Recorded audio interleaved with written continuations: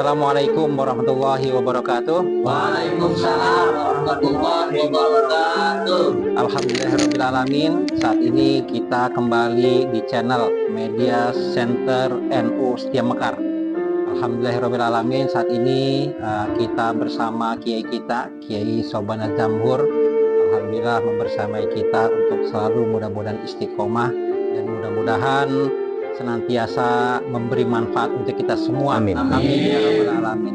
Oleh karena itu langsung saja kita berbincang-bincang dengan beliau tentang perkembangan teknologi saat ini dan yang terjadi beberapa kemajuan digitalisasi dan macam-macam, yaitu bagaimana pendapatnya kira-kira kalau seandainya menurut dari agama dan menurut Rasulullah SAW. Silakan, Fadol, Yai. Baik. Assalamualaikum warahmatullahi wabarakatuh. Waalaikumsalam warahmatullahi wabarakatuh. Alhamdulillah, sholatan wa salaman amma ba'du. Terima kasih kepada Kang Ustadz Idris yang telah memberikan pertanyaan, sekaligus juga tentu menyediakan waktu untuk berbincang-bincang di podcast PRNU Setia Mekar, podcast center ya, Media Center NU, ya. NU Setia Mekar. Nah, pertanyaan ini tentu pertanyaan kita semuanya. Jadi satu sisi sains dan teknologi ini sangat menguntungkan, sangat memudahkan, dan tentu sangat membantu dalam mengarungi aktivitas kita menghadapi segala persoalan, terutama persoalan dunia. Itu satu sisi.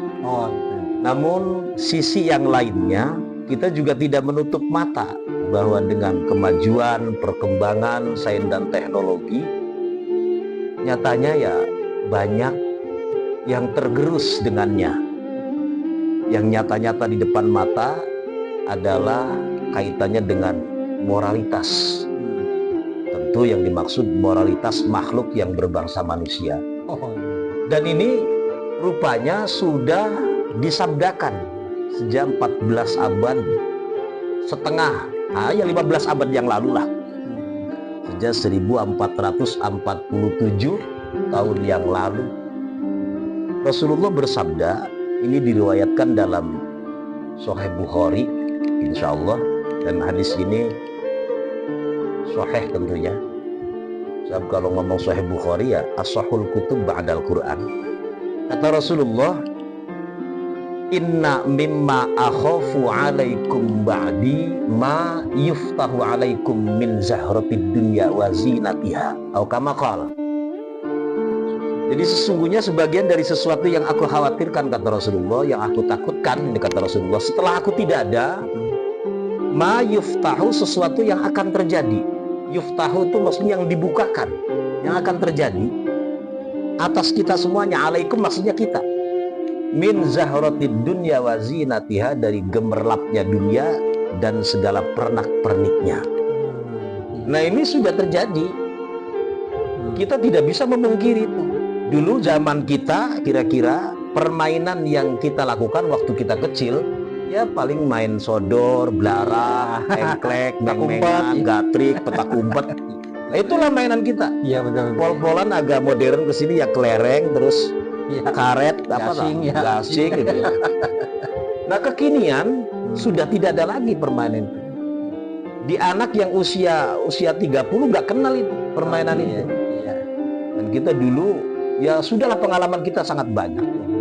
Sangat banyak, dan generasi-generasi kita saat ini adalah generasi yang terkaya dengan khazanah permainan kita dari masa ke masa. Nah, tentu Rasulullah ini kalau dimaknai secara langsung, secara real, Rasulullah nggak takut dengan setan gepeng ini. Ini kan bagian dari sains dan teknologi. Iya, betul ya. Rasulullah nggak takut dengan iPhone yang mahalnya, meskipun ya saya punya iPhone bukan satu ya. Orang kaya saya. Ini orang NU nggak boleh miskin, harus kaya. Tapi persoalannya yang Rasulullah khawatirkan imbas, efek, itu asar negatifnya. Jadi kalau handphone, iPhone, media dan seterusnya itu memudahkan dari sisi informasi. Sekarang kejadian di belahan dunia mana yang tidak bisa kita sadap, kita terima langsung di telapak tangan kita. Kan gampang banget.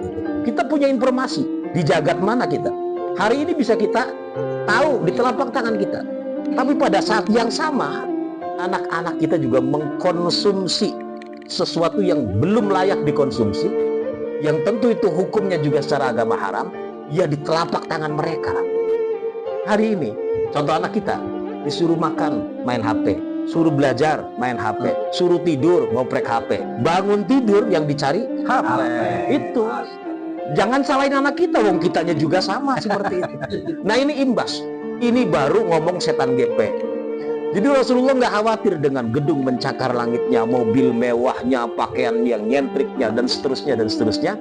Yang Rasulullah khawatirkan adalah efek dari semua itu, sehingga itu semua menggerus eksistensi kita sebagai muslim yang mestinya taat, bahkan mengerucut lagi sebagai nahdiyin yang tentu zahiran wa batinan, tidak menutup mata bahwa teknologi itu manfaatnya sangat luar biasa. Namun kita jangan berpicing, jangan kemudian berpikir sempit cuma melulu dari sisi manfaat enaknya, tapi ada sisi-sisi yang mesti diperhatikan. Ada di situ penggerusan akidah, penggerusan ilmu-ilmu yang mestinya kita pelajari. Konon katanya di HP ini juga syarat dengan ilmu, syarat dengan ilmu lah, ulumul Quran, ulumul hadis, termasuk kitab-kitab fikih, semua ada di HP. Tapi persoalannya kita nggak pernah buka itu. Yang kita buka gambar-gambar yang tidak penting dan bahkan nyaris menggerus, sehingga kita terus terjerumus dalam lembah. Nah itu, ya, paham ya semuanya ya.